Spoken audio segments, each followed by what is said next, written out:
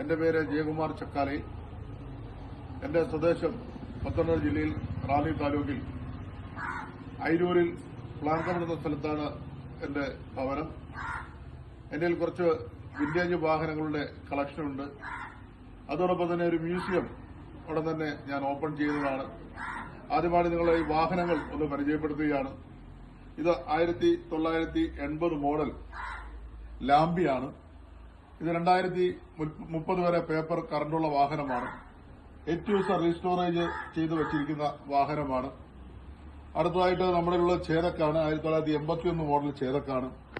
ഇതും full condition വാഹനമാണ്. ഇതും 2030 വരെ പേപ്പർ ഉള്ള വാഹനമാണ്.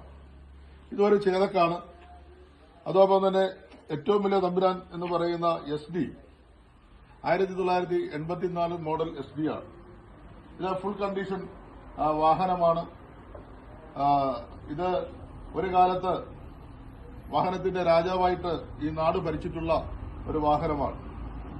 അടുത്തത് വാഹനങ്ങളുടെ രാജാവ് എന്നറിയപ്പെടുന്ന എൻഫീൽഡാണ്. എൻഫീൽഡ് കമ്പനി 1998 ഇറക്കിയിട്ടുള്ള ഡീസൽ ബുള്ളറ്റാണ്.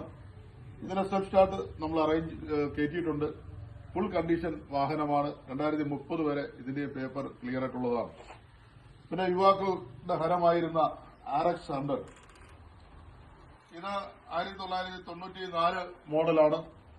ഇത് ഫുൾ പേപ്പർ 2029 വരെ പേപ്പർ ക്ലിയർ ഉള്ള വാഹനമാണ്. ഫുൾ കണ്ടീഷനാണ്.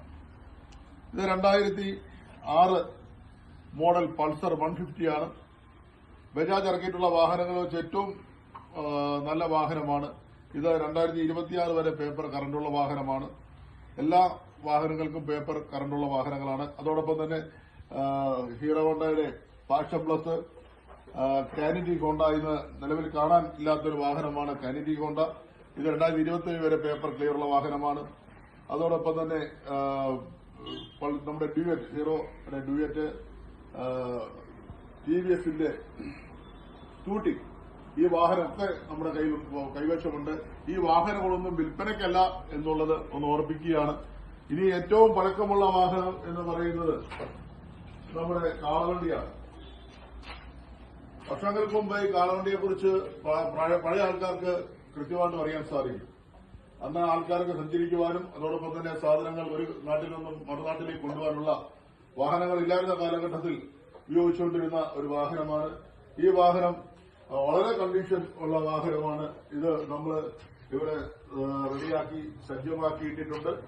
അതോടൊപ്പം തന്നെ എന്റെ മ്യൂസിയം ഉടൻ തന്നെ ഓപ്പൺ ആവുന്നതാണ്.